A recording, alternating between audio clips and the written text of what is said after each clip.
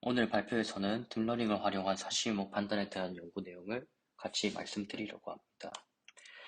오늘 우리가 나눌 얘기는 총 세 가지로 구분될 수 있습니다.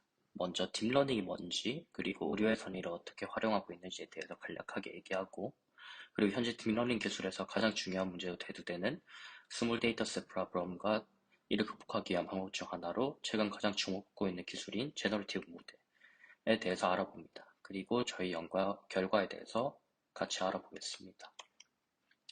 먼저 딥러닝, 즉 인공지능에 대해서 얘기를 들었을 때 일반적으로 그림처럼 휴머노이드 로봇에 대해서 많이 생각할 수도 있고, 테슬라의 자율주행 자동차, 구글 딥마인드에서 개발한 알파고, 아니면은 아이폰의 시리 같은 것들을 생각할 수 있습니다. 하지만 조금 더 항공적인 입장에서 보자면 Artificial Intelligence라는 것은 사람의 어떤 인지 능력을 모사하는 기계 또는 프로그램 등을 얘기할 수 있습니다.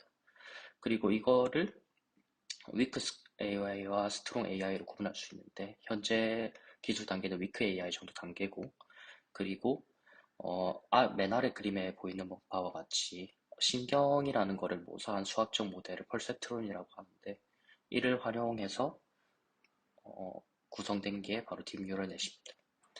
딥뉴럴넷 같은 경우에는 피부암, 유방암 진단을 위해서 현재도 활용되고 있고, 그리고 안과 사진을 기반으로 안과 질환을 탐지하는 딥러닝 모델도 있습니다.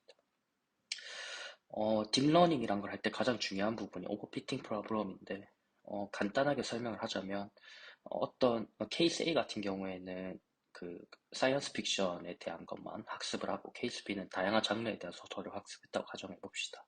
그리고 소설이 무엇인지에 대한 질문을 받았을 때 우린 당연히 일반적으로 케이스 B가 좀 더 설명을 잘할 것이라고 추측할 수 있습니다.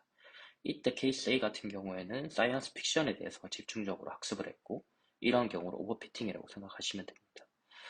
그리고 의료 데이터 같은 경우에는 특히 이 오버피팅 프로블럼이 더 잘 발달할 수 있는 게 먼저 개인정보 보호 문제, 그리고 유병성이나 아니면은 주관적인 라벨링에 의해서 데이터 수 자체가 많이 부족한 경우가 많고, 이로 인해서 오버피팅이 발생합니다.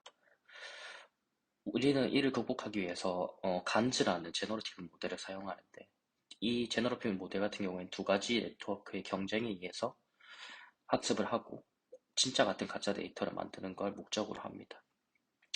실험 디자인 같은 경우에는 오리지널 데이터를 활용해서 가짜 데이터를 만들고, 오리지널 데이터와 같이 가짜 데이터를 학습을 합니다. 그 실험을 통해서 나온 가짜 데이터의 경우 보면은 진짜 사실을 가지고 있는 사람의 눈동자처럼 나오는 것을 확인할 수 있습니다. 해당 그림은 컴퓨전 매트릭스라고 하는 결과를 보여주는 그래프인데, 오른쪽 보라색 매트릭스를 보면 0번이 일반이고 1번이 사실의 경우인데, 둘 다 높은 확률로 정확도를 보이는 것을 확인할 수 있습니다.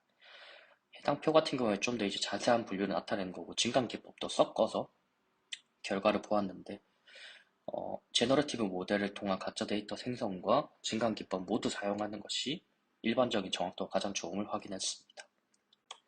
오늘 발표 들어주셔서 감사합니다.